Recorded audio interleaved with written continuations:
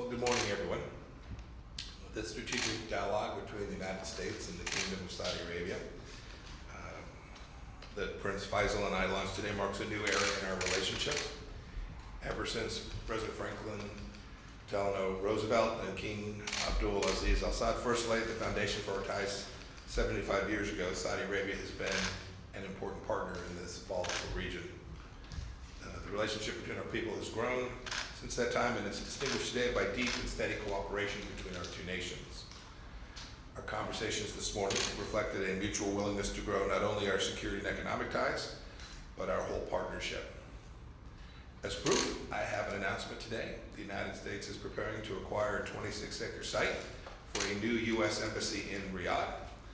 This project, along with recent opening of a new consulate in Jeddah and the ongoing construction of a new consulate in Tehran, represents a U.S. investment of over $1 billion. Good news. Thank you. Moving to our talks today. We had thorough conversations on regional security, how to keep both of our people safe. It's no secret that Iran's destabilizing behavior threatens Saudi Arabia's security and disrupts global commerce. That's clear from Iran's ballistic missile attacks on Saudi oil facilities in the fall of last year, and the frequent ongoing Houthi bombardment of Saudi territory using rockets, drones, and other lethal technology supplied by the regime in Tehran. Today, we reaffirmed our mutual commitment to countering Iranian malign activity and the threat it poses to regional security and prosperity, and the security of the American people as well.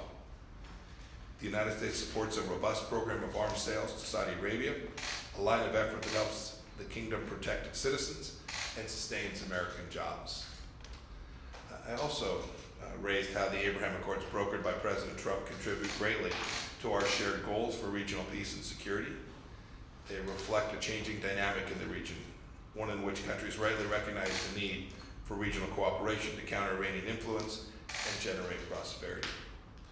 We hope Saudi Arabia will consider normalizing its relationships as well. We want to thank them for the assistance they've had in the success of the Abraham Accords so far.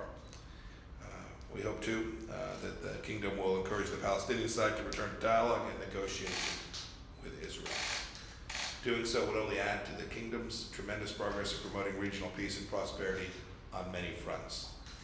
Whether transforming the economy and empowering women through its Vision 2030 goals, facilitating negotiations that would bring an end to the Yemeni conflict, or coordinating a global response to the COVID-19 pandemic during its leadership of the G20, Saudi Arabia has been a stabilizing force throughout the region.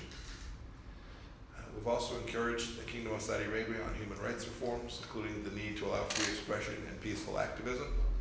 We discussed today our concerns about American citizens, and we asked for lifting the travel ban on Dr. Fattahi. No matter what issues arise, our two nations will address them in the spirit of candor, partnership, and respect. And with that, Faisal, I welcome your remarks. And I want to thank the entire Saudi delegation for the work that we're doing here today as part of this strategic dialogue. Good morning. I would like to thank Secretary Pompeo and our colleagues in the State Department and the rest of the U.S. administration hosting the Saudi-U.S. strategic dialogue today.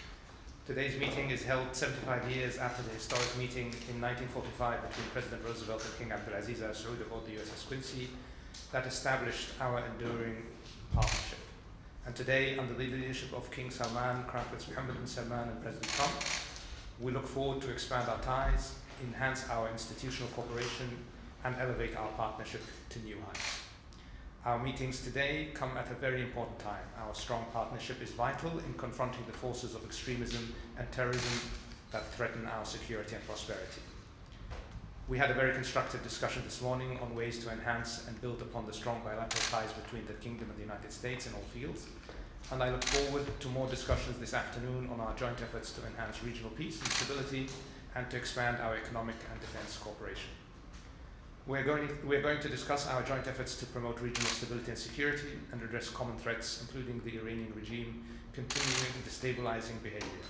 The Iranian regime continues to provide financial and material support to terrorist groups, including in Yemen, where the Houthis have launched more than 300 Iranian-made ballistic missiles and drones towards the kingdom. Their development of their nuclear program and ballistic missiles and their malign activities represent a grave danger to the region and the world, We are both committed to counter and deter Iranian destabilizing behavior.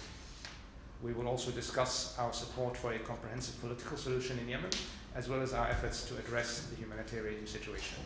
We're also very concerned with the aging oil tanker in the Red Sea, the FSO Safir, which the Houthis are refusing to allow full access to, threatening an environmental catastrophe that will irreparably damage Yemen's coastline and marine life in the region.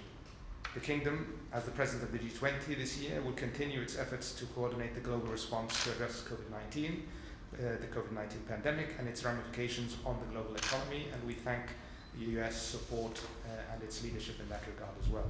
We will also explore ways to strengthen our strong economic and defense cooperation, which will contribute to cementing our historic partnership in the future, while providing jobs and economic opportunities for Saudi and American citizens. We have a quite comprehensive agenda, and we look forward to a successful and constructive session of our strategic dialogue. Thank you very much. Thank you all for being with us this morning.